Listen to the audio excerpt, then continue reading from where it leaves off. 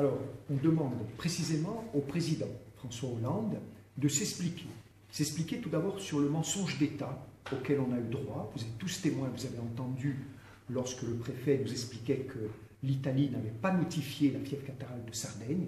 Aujourd'hui, on a la preuve irrémédiable que l'Italie a fait sa déclaration en bonne et due forme.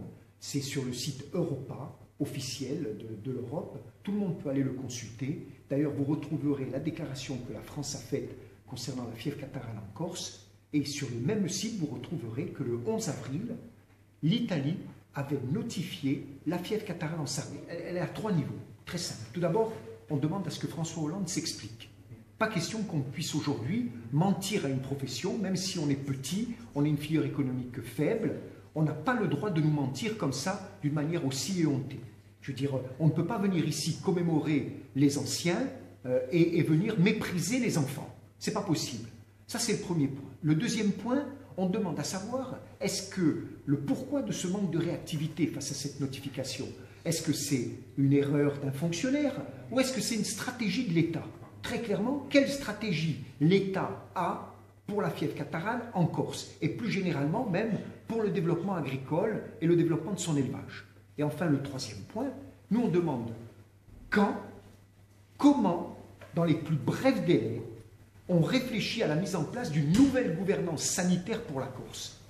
On a trop souffert des épisodes, je pense à Tchernobyl, je pense à la première fièvre catarrhale, ou Sinips, à tous ces problèmes qui nous arrivent parce qu'on est la plus au sud, parce qu'on est dans le réchauffement climatique et qu'on a à supporter tous ces problèmes-là, parce qu'on est loin des décideurs qui sont exclusivement à Paris, parce qu'on est face à des fonctionnaires qui sont sur un turnover permanent, qui n'ont pas l'expérience négative sur les différentes maladies que nous, on peut avoir. Ces fonctionnaires qui, lorsqu'on leur parle maladies, problèmes de stratégie pour lutter contre, eh bien, eux, nous considèrent comme étant des opportunistes qui ne cherchons que la prime qui va accompagner cette indemnisation qui va accompagner cette maladie. Donc, face à ce discours-là, nous, on demande à reposer les choses, reposer les responsabilités et prendre, nous, nos responsabilités. Donc, une nouvelle gouvernance sanitaire pour la Corse avec une réunion professionnelle, État et CTC. Très clairement, il faut qu'on s'occupe de nos affaires. Demain, si vous n'êtes pas reçu, qu'est-ce que vous faites? Alors, demain, déjà, là, vous avez la présentation de l'institution de la Chambre d'agriculture. Demain, il est prévu 2 actions, une à la DRAF de Corse du Sud, l'autre à la DDA de Haute-Corse, faites par les syndicats, et nous demandons très clairement à être reçus par François Hollande.